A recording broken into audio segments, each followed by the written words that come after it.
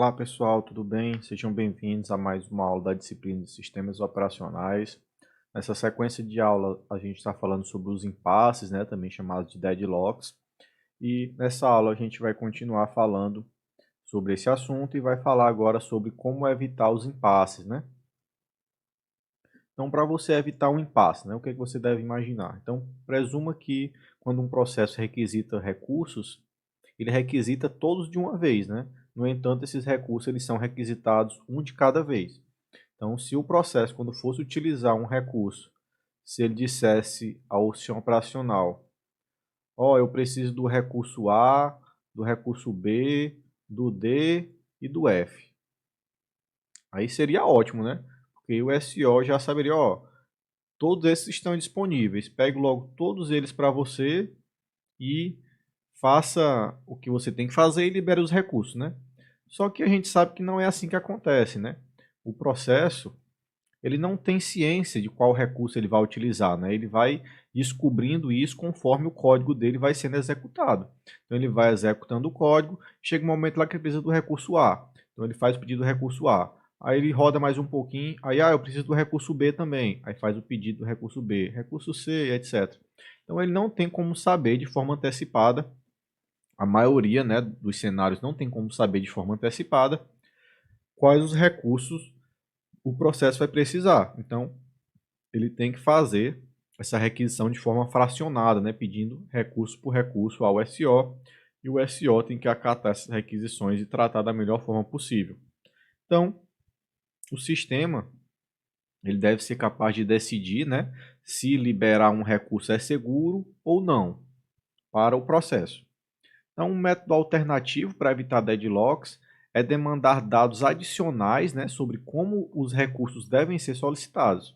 Com o conhecimento da sequência completa de solicitações e liberações de cada processo, o sistema pode decidir se o processo deve ou não esperar de modo a impedir um possível deadlock futuro.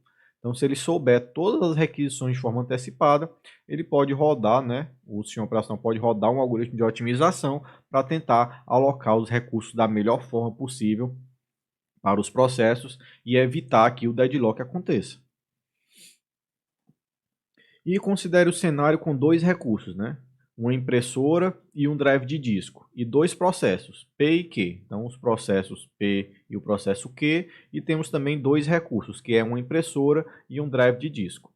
O processo P, ele aloca os recursos de impressora e drive, nessa ordem. E o processo Q aloca os recursos drive e impressora também nessa ordem.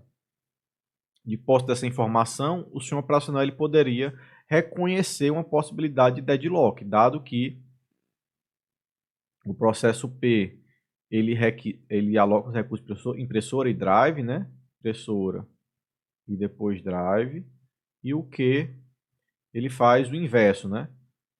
Primeiro o drive e depois a impressora. Então, esse processo aqui está executando. Ele pegou o processo impressora, aí depois Q roda. Aí Q pega o recurso D. Agora P está pedindo o recurso D, mas o recurso D está alocado para Q. Então P dorme e fica bloqueado, né? Aí o Q executa. Aí o Q requisita o I, mas o I já está alocado para o P também que está dormindo. O P só vai ser acordado quando o recurso D estiver disponível. E o Q agora ele vai bloquear, né? Ele vai dormir porque o processo I está em posse de outro processo. Então, fica nesse impasse aí, se nenhum deles dois ceder, ou se o sistema operacional tomar uma decisão de decidir para qual processo vai receber esse recurso, o deadlock ele não é desfeito, né? Então, como o sistema operacional pode reconhecer esses dados e chegar a essa conclusão, né? Primeiro passo é exigir que os processos declarem o máximo de recursos que eles potencialmente vão precisar, né, de forma antecipada, assim que eles estão executando, por exemplo. E o segundo passo é que o sistema operacional aplica um algoritmo de impedimento, né? Esse algoritmo ele verifica dinamicamente o estado da alocação de recursos para garantir que nunca aconteça uma espera circular.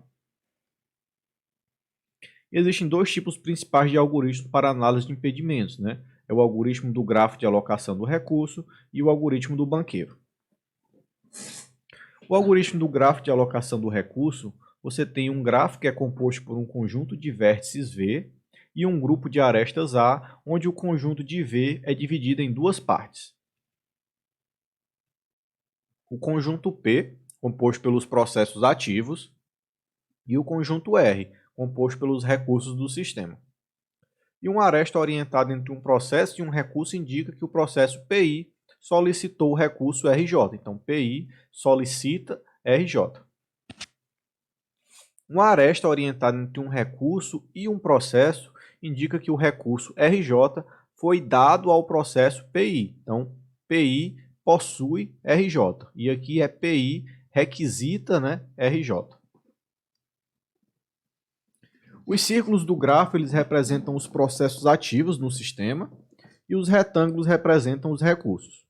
As setas de P para R indicam sua solicitação e as setas de R para P indicam a atribuição. Então, P1 solicita recurso 1 e R2 aqui é possuído, né, pelo processo P1. Então, R2 pertence a P1 e P1 requisita R1. E uma terceira aresta ela é utilizada na representação do grafo, né? A aresta de requisição, onde ela é representada por uma seta orientada e tracejada. Então, isso aqui é uma aresta de requisição. Isso aqui é uma aresta de solicitação, né? O processo está solicitando o recurso e aqui o P2 está também requisitando o recurso R2. Se o grafo não possui ciclos, não existe deadlock, e se o gráfico possui ciclos, deve-se fazer essas duas perguntas. Há apenas uma instância por tipo de recurso? Sim, tem-se o deadlock, né? Há mais de uma instância por tipo de recurso? Se sim, há a possibilidade de um deadlock, né? E em alguns casos, as solicitações podem levar a um estado inseguro, né?